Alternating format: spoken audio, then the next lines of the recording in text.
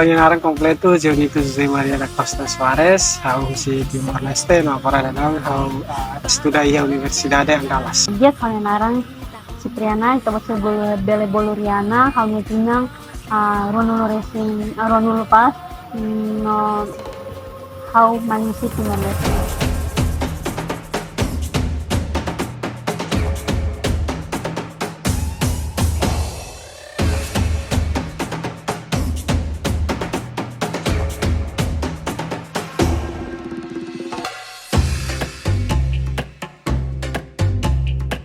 Perkenalkan, saya penama Trifona Trimadi, biasa panggilan sehari-hari Trifona. Kenalan, nama saya Kansis Madai, asal dari Papua.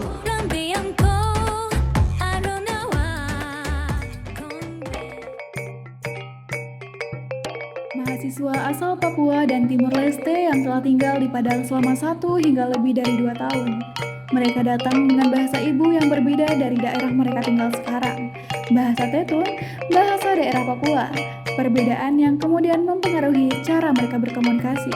Timor Leste itu kan ada 2 bahasa nasional kan, bahasa Portugis sama bahasa Tetun. Tapi orang lebih sering pakai bahasa Tetun kalau di luar sekolah. Jadi bahasa sehari-harinya kalau di rumah itu pakai bahasa Tetun. Hambatan komunikasi verbal menjadi tantangan utama yang dihadapi para informan. Perbedaan bahasa dan dialek membuat mereka kesulitan memahami percakapan sehari-hari, baik di lingkungan kampus maupun di luar kampus. Pertama itu ya Minangnya sih, kayak dialeknya kayak aku nggak bisa ngerti. Tapi kayak mereka gunain bahasa Minang untuk ajarin aku di sana, aku nggak ngerti kan. Jadi kayak aku udah ngangkat tangan, maaf udah boleh nggak pakai bahasa Indonesia aja.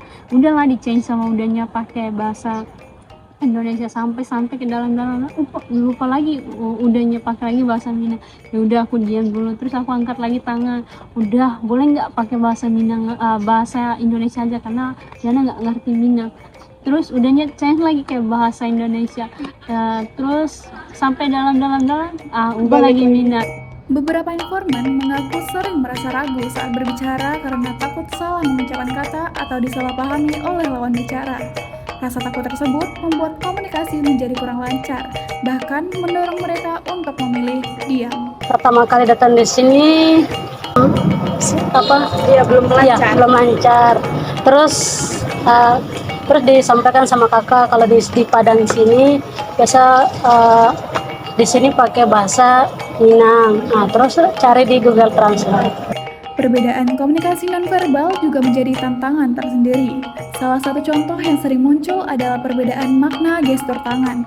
Di Padang, menunjuk menggunakan tangan kiri dianggap tidak sopan. Sementara itu, di Timor Leste penggunaan tangan kiri tidak memiliki larangan khusus.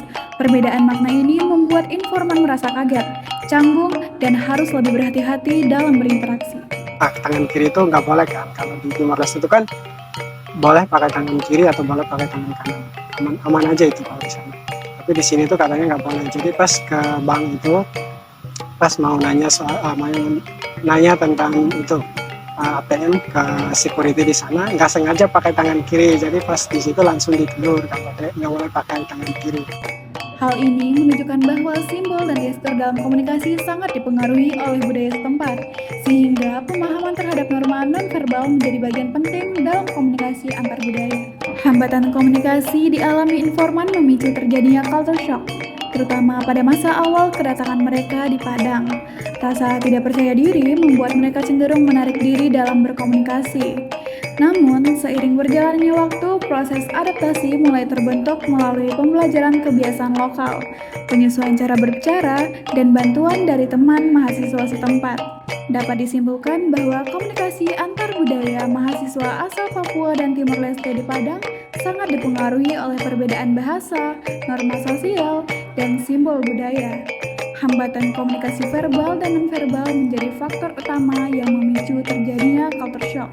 Namun, melalui kemampuan adaptasi komunikasi dan pemahaman terhadap budaya lokal, mahasiswa perantau secara bertahap mampu membangun interaksi sosial yang lebih efektif dan harmonis.